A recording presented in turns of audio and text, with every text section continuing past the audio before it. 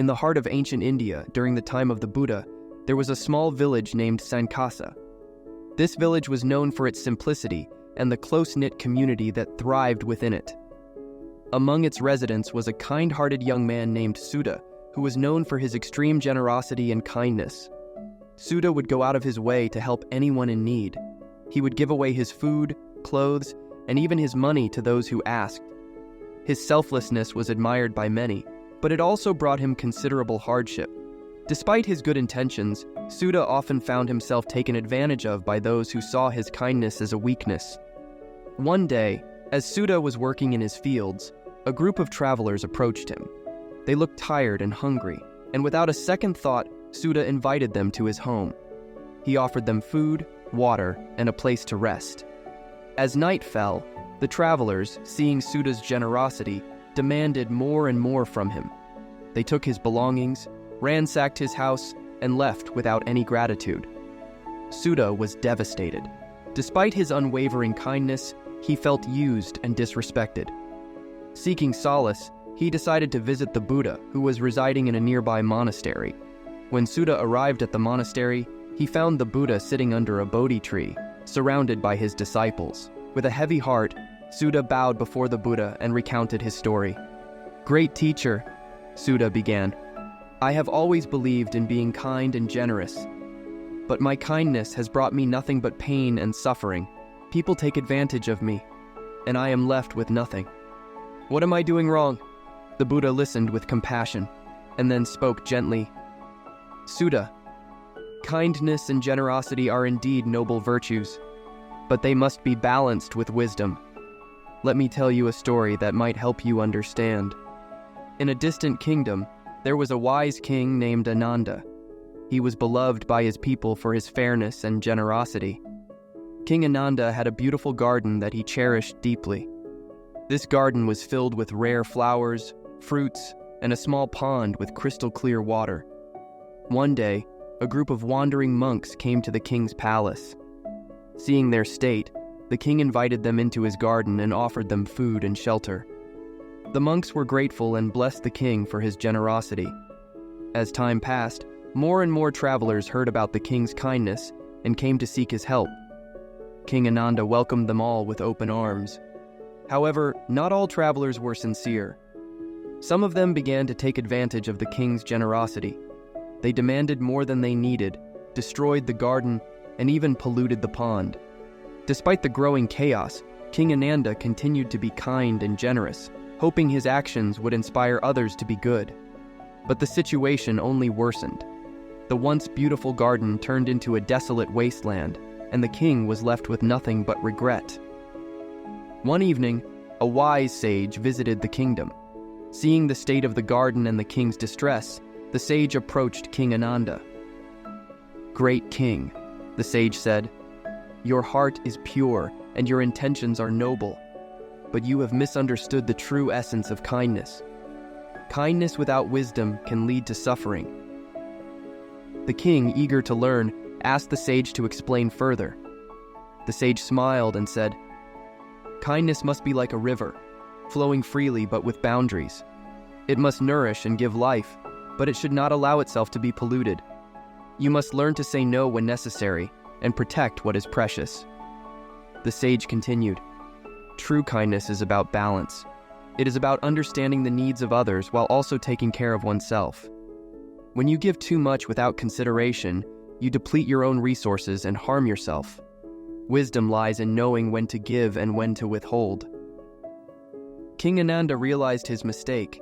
He began to rebuild his garden, setting boundaries and ensuring that only those who genuinely needed help received it. He learned to say no when necessary, and with time, the garden flourished once again, becoming a symbol of balanced kindness and wisdom. As the Buddha finished the story, he looked at Suddha with gentle eyes. "Suddha, like King Ananda, you must learn to balance your kindness with wisdom. It is important to help others, but it is equally important to protect yourself from those who seek to take advantage of your generosity." Suddha pondered over the Buddha's words and asked, "But how can I know when to say no and when to give?" The Buddha replied, "It is a matter of mindfulness and discernment. Observe the intentions of those who seek your help. Genuine need is different from exploitation. Practice mindfulness to understand the difference. Use your intuition and do not be afraid to set boundaries. Remember, true kindness comes from a place of strength and wisdom. Suddha felt a sense of relief wash over him. He thanked the Buddha for his guidance and returned to his village with a renewed perspective. He continued to be kind and generous, but with a newfound wisdom that allowed him to protect himself and help others more effectively. In the following months, Suddha's life changed significantly. He was still generous, but he no longer allowed himself to be taken advantage of. He helped those who truly needed it and gently turned away those who sought to exploit his kindness. His fields flourished, his home remained intact, and he felt a sense of balance and peace that he had never known before.